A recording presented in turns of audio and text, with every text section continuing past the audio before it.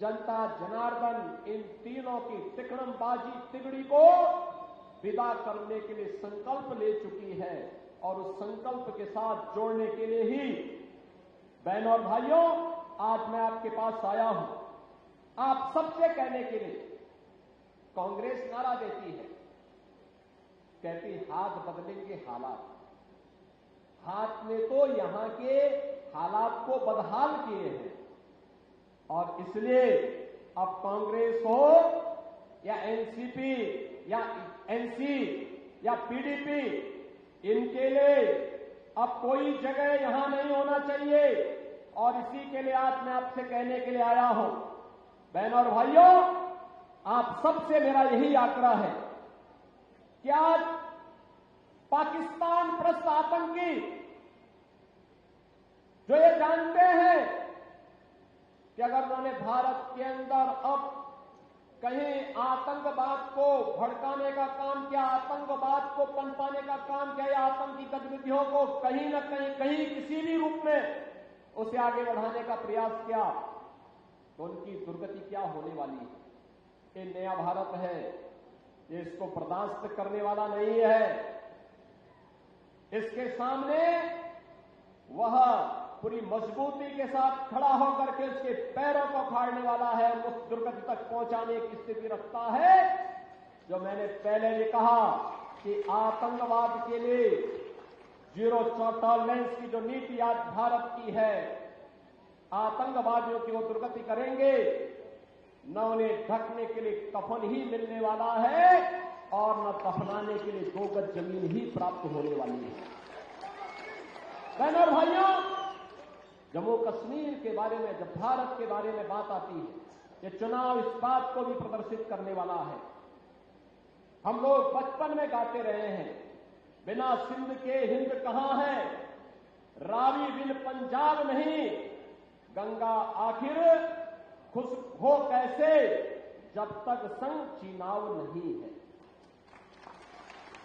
बहनों और भाइयों, पाकिस्तान आज परेशान है 2 कारणों से। एक, अपने ही कर्मों की सजा भुगत रहा है। बलूचिस्तान कहता हमें पाकिस्तान में नहीं रहना, क्योंकि बलूचिस्तान के लोग कहते हैं, बलूचिस्तान के लोग कहते हैं कि साहब पाकिस्तान की हुकूमत कहती सारे विदेशी है। ये बलूचिस्तान के लोग अपने को अलग कह रहे हैं। और याद रखना, भारत सरकार ने भी घोषणा की है कि water and terrorism don't flow together, यानी भारत सरकार ने एक साथ घोषणा की है, पाकिस्तान को 2 टुक कहा है कि आतंकवाद और सिंधु नदी का जलप्रवाह साथ साथ नहीं चल सकते। 1960 के सिंधु जल बंटवारे की समीक्षा करने का आदेश भारत सरकार ने दे रखा है। 1960 के जल बंटवारे का मतलब अभी तक तो पाकिस्तान के हाथों में इन 75 वर्षों में कटोरा आया है। अब एक एक बूंद पानी के लिए तरसेंगे लोग, एक एक बूंद पानी के लिए तरसने वाले हैं। बहनों और भाइयों, मैं तो आपसे ही कहने के लिए आया हूं, जम्मू कश्मीर के अंदर भारतीय जनता पार्टी की डबल इंजन की सरकार लाइए, सुरक्षा और विकास भी पाइए और सर्वे अटल जी का सपना भी साकार करिए, जिन्होंने कहा था कि हमें खंडित भारत नहीं अखंड भारत चाहिए, अखंड भारत का सपना साकार करना है। याद रखना, पाक अधिकृत कश्मीर तैयार बैठा है। वह भी कहता है कि हमें अब पाकिस्तानी हुकूमत के साथ नहीं रहना है। यहां भूखों मरने से अच्छा है कि हम जम्मू कश्मीर और भारत का हिस्सा बनेंगे और अखंड भारत के सपने को साकार बनने में सहभागी बनेंगे। और बहनों और भाइयों, ये जम्मू कश्मीर विधानसभा का चुनाव सीट इससे हमारे लिए महत्वपूर्ण है। मेरी आप सबसे अपील है, भारतीय जनता पार्टी ने अपने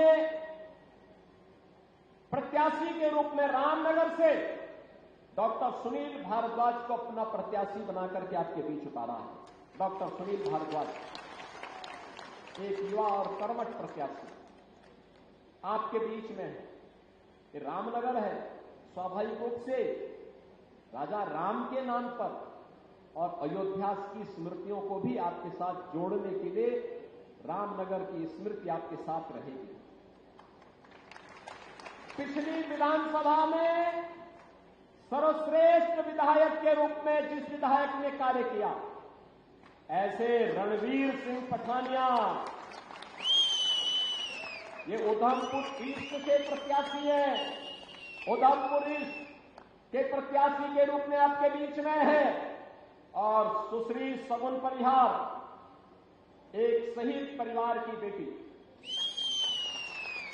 तीन लोगों ने, जिसमें से दो आज चुनाव बाकी हैं, लेकिन तीसरी बेटी भी इसलिए आई है कहने के लिए कि हमारे परिवार ने बलिदान इसलिए दिया है, हमारा परिवार बलिदान इसलिए दिया है जिससे जम्मू कश्मीर अखंड भारत के निर्माण में अपना योगदान दे सके।